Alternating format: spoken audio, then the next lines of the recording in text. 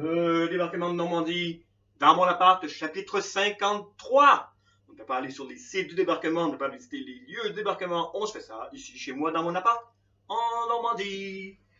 Chapitre 53, on va parler de la bataille du bocage. Après avoir débarqué sur les plages, qu'est-ce que l'armée américaine doit faire? Qu'est-ce qu'elle va confronter? Pour comprendre ça, il faut déjà comprendre la toponymie de la Normandie. Qu'est-ce que c'est la Normandie? On va regarder ça. La Normandie, c'est un immense pays paysan. Des terres extraordinaires qui vont du fond du Cotentin jusqu'aux 2/3 de la route pour Paris. C'est immense, mais c'est entièrement subdivisé en tout petits champs qui sont entourés de haies très denses pour les protéger du vent des tempêtes normandes.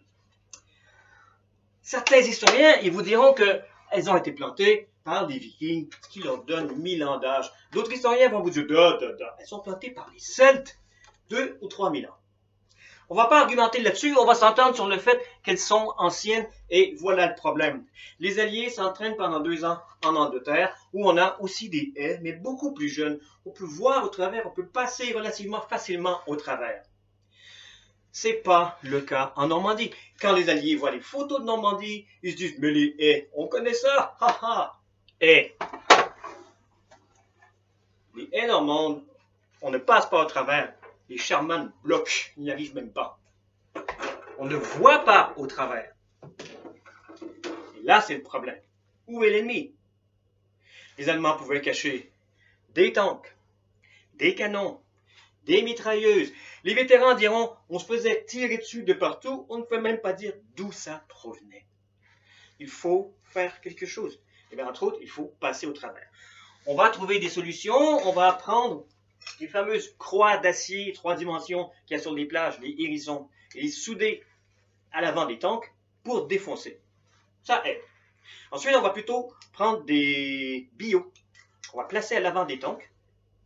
Trou à la base, dynamite, ça va plus vite.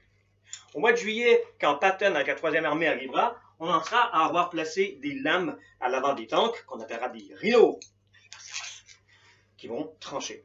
Ça aide, mais ce n'est pas la solution. Ce qu'il faut comprendre, c'est que les Allemands ont quand même mis en Normandie 5 millions de mines dans ces champs-là. Il faut survivre à traverser les champs sous les tirs en marchant sur les mines, traverser la haie. Qu'est-ce qu'il y a de l'autre côté? Immédiatement la même chose. Et ça dure 2 mois. On va appeler ça l'enfer vert. Le général Bradley écrira dans ses notes que pour lui, la Normandie est le pays le moins accueillant au monde. Il écrira que la 29e armée qui le suit depuis les plages n'est plus la même, la 29e division, que celle qui est descendue sur les plages. On a perdu tous les hommes.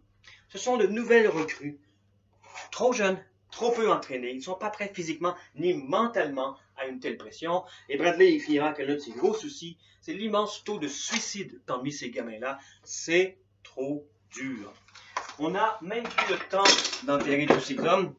On engage des villages complets de Français pour creuser toute la journée.